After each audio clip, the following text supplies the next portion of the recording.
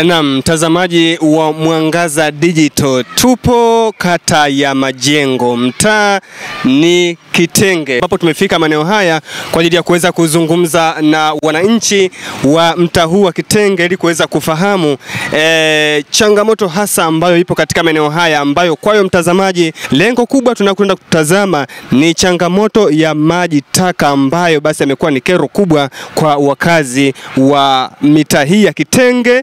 Huu hapa mtaa ambao nimesimama nyuma yangu, lakini pia na mtaa upo mbele yetu hapo wa Nyampara. Tunakuzungumza na wananchi, lakini pia tutakwenda kuzungumza na viongozi, yani mkuu wa mtaa wa maeneo haya. Mimi ni Ndahali Lugunya, nyuma ya kamera yupo Nemes Victor Michael. Kwa mtazamaji anayetutazama, angependa kufahamu jina lako ni nani, na kama pengine mkazi wa hapa, ni namna gani ambavyo basi kero hii ya maji kwako imekuwa ni ikiwaathiri kama wakazi wa maeneo haya? Kwa majina naitwa Jeremia Joshua Kagaruki. Mimi ni mmoja kati ya wakazi wa hapa ambao tunashughulika na ofisi zetu hapa. Mtaro umekuwa ni kero kubwa sana kwetu kwa sababu ya umeshafanyika kila namna kwa juhudi za wananchi, lakini imeshindikana. Sasa wahusika wa mtaro huu, kila tunapowapelekea malalamiko yetu inakuwa ni ngumu sana kuyafuatilia, wanakuja kuangalia tu na kuondoka. Mtaro huu ukiona hivi, haya maji si maji safi. Haya maji ni maji tiririka yanayotokana na chemba za maji taka. Haya maji tunaishi nayo mwaka kuanzia Januari mpaka Januari. Tunakula, tunakaa, tunavuta hewa yake, tunafanya kila unachokijua wewe cha kibinadamu tunakitumia katika mtaro huu. Sasa tunashindwa kuelewa miundombinu ya hapa. Mtaro ulikuwepo, unapoenda mbele ulikuwa hauna sehemu ambayo unaenda kumwaga maji, lakini wakaja wakatutengenezea shortcut ambayo inapita hapo mbele kwenda hivi, ambayo inamwaga maji. Sasa mtaro huu umeziba, na hiyo sehemu walioitengeneza shortcut hakuna mtaro. Tunashindwa kuelewa kwamba sababu ni nini na kwa nini walifanyia kazi hilo swala. Watu wajibike, DUWASA waje wawajibike. Hawa wanahusika na mtaro ambao nadhani ni halmashauri, barabara ya mitaa, halmashauri waje wawajibike. Pia serikali ya mtaa tunaomba ifanye kazi kama ambavyo wametuahidi katika mikutano yetu ya mtaa. Kwa majina naitwa Sadi Asumani Tagalala. Hii changamoto ya maji ya hii mitaro ni ya muda mrefu sana hii. Hata mi mara kwanza nilikuwa nakaa hapa By Road mpaka nikahamia mtaa mwingine wa area A. Hii changamoto ya maji ni ya muda mrefu sana, mitaro ndio ipo hivyo hivyo. Kila wakati wananchi wanaambiwa wasafishe, ndio hivyo wanasafisha mitiani, lakini wengine wanazidi kutupa makopo ya maji, yanazidi. Kuna hii mvua ikija na yenyewe yanazidi yanachanganyikana pamoja. Kila Jumamosi wanasafisha. Kipindi cha cha hapa kazi tu cha Mheshimiwa Magufuli ndio mitaro ili ilisafishika, yote ilikuwa misafi. Lakini kwa sasa hivi, kipindi hiki cha sasa hivi, Jumamosi imekuwa watu wachukulie ile siku ya usafi ya Jumamosi, wachukulie watu kama ya Magufuli hivyo. Kwa hivyo hapa kazi tu, hamna kufungua maduka mpaka saa 3, hamna kufanya kazi, yani ndio hivyo. Lakini sasa hivi watu wanafanya shughuli zao tu, saa 1 washafungua maduka siku ya Jumamosi. Kazi Jumamosi hata hizi mitaro yenyewe isafishwi. Hii ni kila siku ipo hivyo hivyo tu. Siku za Jumamosi za usafi naona ni kama kawaida tu, siku hizi sababu hawafuatiliwi. Sawa. Sasa hivi kipindi cha kiangazi, haya maji yaliyotuamania yanatoka wapi kwa mtazamo wako, kwa namna wewe unafahamu? Maji yanapotoka ni kwenye majumba ya watu. Yanatoka haya, kuna nilia vyombo ya kufulia, watu wanamwaga yote. Mavitu yote na makopo ya juisi, mtu kampa mwanake kanywa, na yenyewe anayachanganyia na tupa ya mboga yote anatupa tu. Naitwa Adija Mohamed. Tumepambana sana. Tumetoa hela zetu sana tu za kutoa michanga imejaa. Kwa hiyo na sisi tunaomba serikali tusaidie. Kama wenyewe viongozi labda wanaona na wenyewe, basi tutasaidizana kwa hali na mali. Ni kwa namna gani unaathirika? Kwa sababu hapo unafanya eneo la biashara, ni ambayo sehemu ya watu kupata chakula, lakini maji taka yapo mbele yako kabisa hapa. Ni kwa namna gani ambavyo yanaathiri kwa wateja wako, lakini pia kwa wewe? Ndio hivyo, tunavumilia. Tutafanyaje? Mitaro bado haijakaa sawa, na bado kule mbele hawajachimbua vizuri. Tunataka tu wachimbue vizuri ili maji yakitoka huko yatirike moja kwa moja ili kero ziishe kwa wananchi. Usalama wa chakula kwa wateja wako ukoje? Usalama upo vizuri, haupo vibaya sana. Na mtazamaji wa Mwangaza Digital, baada ya kuzungumza na wakazi na wananchi wa mtaa huu wa Kitenge hapa kata ya Majengo, sasa tunaingia ndani ofisi ya mwenyekiti wa mtaa kuweza kuzungumza naye na kutufahamisha kwa uzuri kabisa ni kwa namna gani analifahamu tatizo hili na jitihada gani wamezichukua ili kuweza kutatua changamoto hii. Tupo ndani ya ofisi sasa ya mwenyekiti wa mtaa wa Kitenge. Tutakwenda kuzungumza naye mara baada ya kuzungumza na wananchi kutuelezea namna ambavyo basi maji taka ambayo yanatiririka kwenye mitaro lakini pia kwenye makazi ya watu. Yeye kama kiongozi wa mtaa ni kwa namna gani pia tatizo hili amelishughulikia ama ameweza kulichukulia hatua kwa namna moja ama nyingine kuhakikisha basi haliendelee kuwa tatizo katika mtaa wake wa Kitenge. Habari za majukumu? Njema sana. Basi tufahamu majina na ni kwa namna gani pia. Kwanza, je, tatizo hili unalifahamu katika mtaa wako, na kama unalifahamu ni kwa namna gani ambavyo umeweza kuchukua hatua? Sawa. Mimi naitwa Adija Rajabu Maumba, mwenyekiti wa serikali ya mtaa wa Kitenge. Swala la maji taka ni swala ambalo nimelikuta wakati naingia kwenye madaraka yangu mwaka jana tulipokuwa tumeshinda mwenyekiti wa serikali ya mtaa. Jitihada ambazo tulikuwa tunazifanya katika kuona swala hili limekaaje, kiukweli kuna changamoto kubwa sana kwa sababu mfumuko wa maji machafu katika mitaa ni swala kubwa na zito. Lakini tumefanya jitihada mbalimbali za kukutana na watu wa DUWASA mbali ya kuzibua, lakini bado tunataka kujua nini sababu na nini chanzo na nini suluhisho.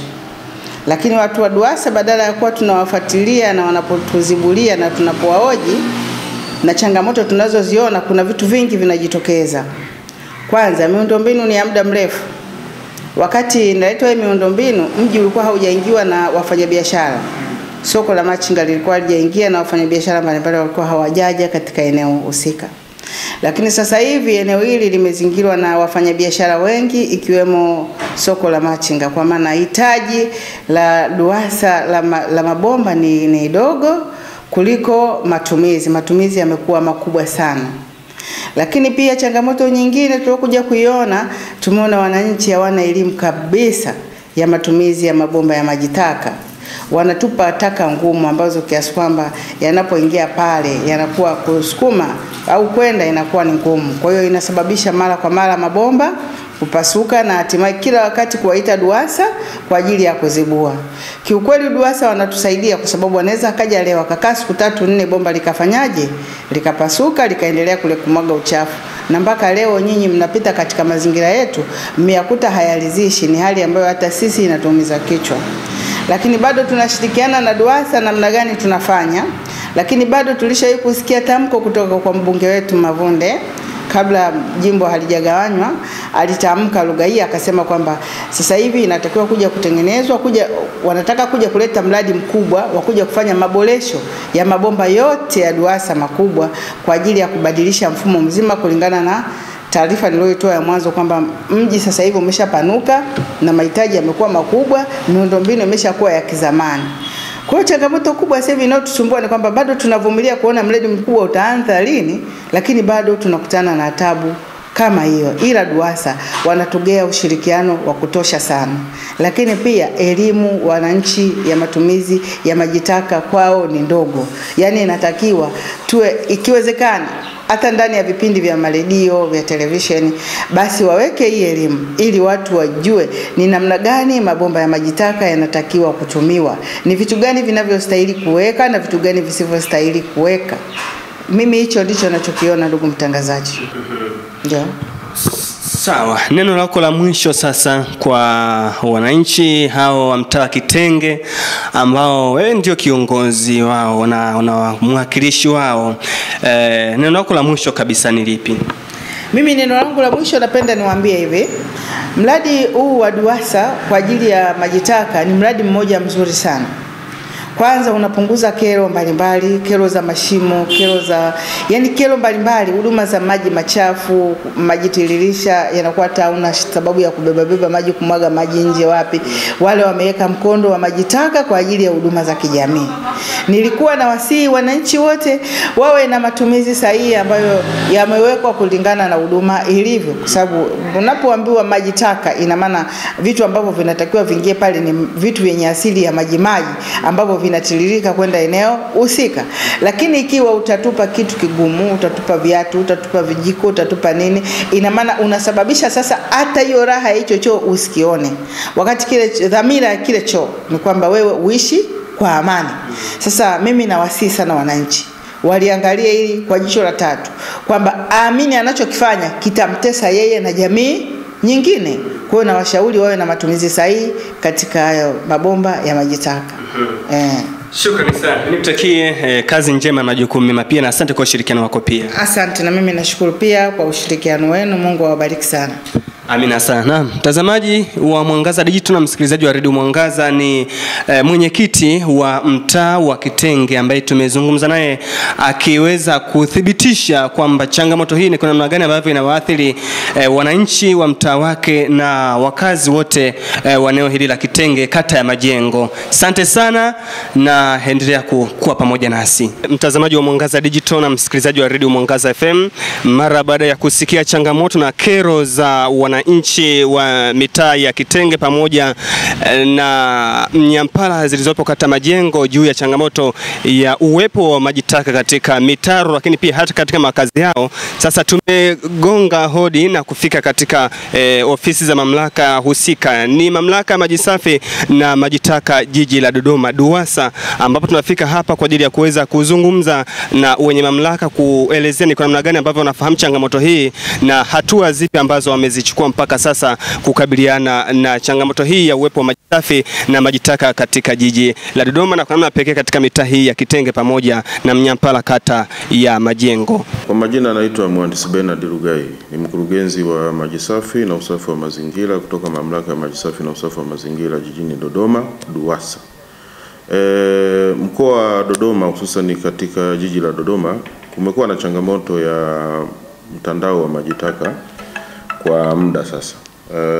Lakini kama mamlaka na kama serikali tunafahamu mitaa yenye changamoto au maeneo yenye changamoto.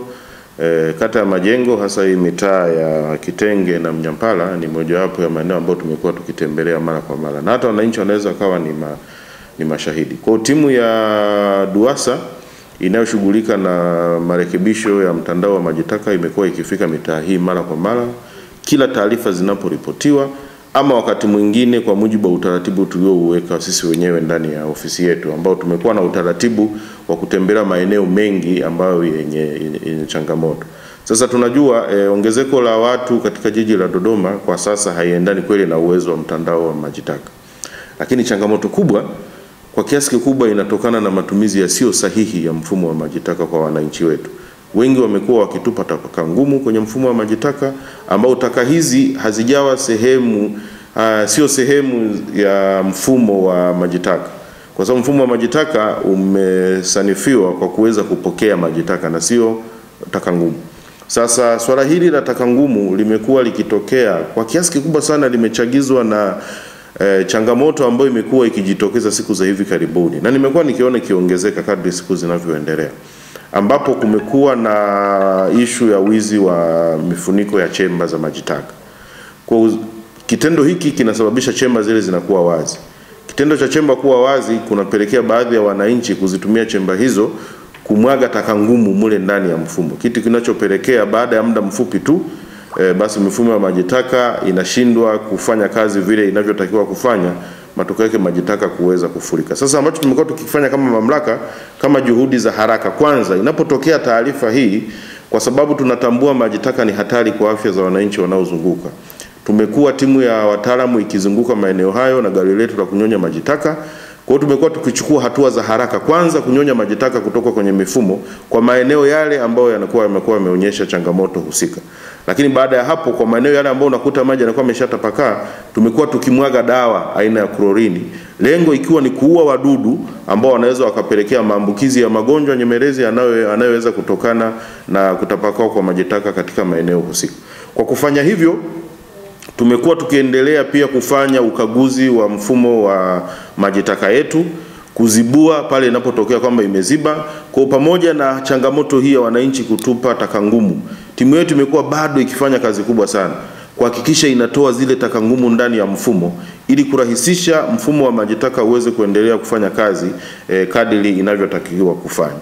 Lakini kwa sababu nimesema awali kwamba katika ufanyaji kazi wa kawaida mifumo ya maji taka imezidiwa kutokana na ongezeko la watu. Tayari serikali imeshaliona hili na mpaka sasa tuko kwenye hatua za mwisho za mchakato wa kumpata mkandarasi, ambapo kuna mradi mkubwa unaotegemewa kugharimu zaidi ya dola milioni 70 wa kurekebisha na kufanya ukarabati wa mtandao wa maji taka katika jiji la Dodoma na maeneo mengine ambayo hayajafikiwa na mtandao wa maji taka kuweza kufikiwa, ambapo tunajua jiji la Dodoma lina kata 41. Kupitia mradi huu zaidi ya kata 25 zitaweza kufikiwa sasa na mtandao wa maji taka, na mabwawa makubwa yanajengwa eneo la Nzuguni, ambao tayari mabwawa sasa hayataweza kutumika tena kwa kipindi hicho kwa sababu tayari yale yamekwisha zidiwa kama nilivyo kusema awali. Kwa sababu wingi wa watu umekuwa ni mkubwa, tayari uzalishaji wa maji taka nao ni mkubwa, kitu kinachopelekea tayari miundombinu kutokuwa toshelevu ukilinganisha na kiasi cha maji taka kinachozalishwa kila siku.